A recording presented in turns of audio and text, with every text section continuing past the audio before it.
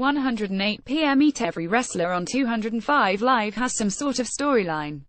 There's the title feud between champion Neville and Akira Tozawa, which was handled with an in-ring interview segment a week and a half before their SummerSlam title match. We saw another page, not a full chapter, in the Brian Kendrick-Jack Gallagher feud, the beginnings of a Tony Nese-Cedric Alexander feud of the Elite Athletes, and even the reintroduction of Noam Dar. But Tuesday night's edition of 205 Live was highlighted with a match between T.J. Perkins and Rich Swann, as their friendly rivalry story began turning more serious. Swann's athleticism is unrivaled in the division, but what he can do with his abilities, actually turning his athletic talent into in-ring sequences and innovative moves, with Perkins as a perfect dance partner, made this match even more amazing. ESPN Stats Info breaks down the SummerSlam main event featuring a fatal four-way between Braun Strowman, Roman Reigns, Samoa Joe and champion Brock Lesnar for their Universal title. Raw is capitalizing in a big way on risks taken in the Universal Championship match and the nuanced potential Shield reunion in the lead-up to SummerSlam, but mistakes being made in the women's division could have long-lasting consequences.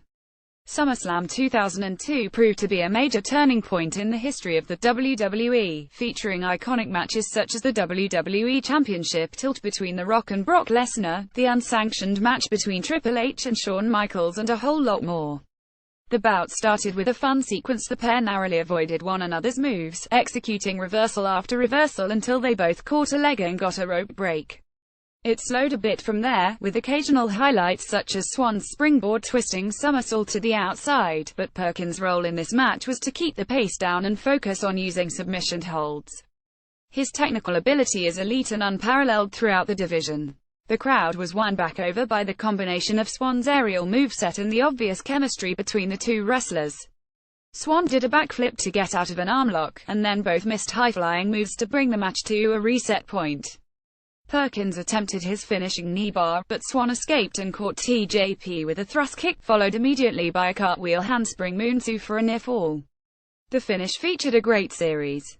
Perkins got Swann up in an electric chair, and dropped him, back of the head first, onto the top turnbuckle. Then it was Perkins who delivered the detonation kick into the finish. It was a fun main event, and we got a taste of what these two could do together. A Toronto crowd that was checked out mid-match and chanting for Corey Graves was won over by what they witnessed in the ring. Perkins celebrated his victory by getting in Swann's face. He followed his rival up the ramp, giving him not-so-subtle reminders that had won the contest that had ended 30 seconds ago. In the back, Perkins asked Swann what was wrong with him, claiming he was just having fun out there and that he knew who he was.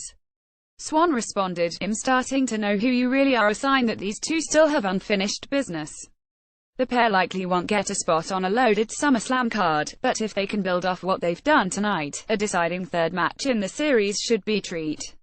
Hit and Mrs. Tozawa got a win on Monday Night Raw, but the title feud was limited to an in-ring interview on 205 Live. Neville was his normal exceptional self on the microphone, claiming Graves was disrespecting him by interviewing Tozawa instead of him.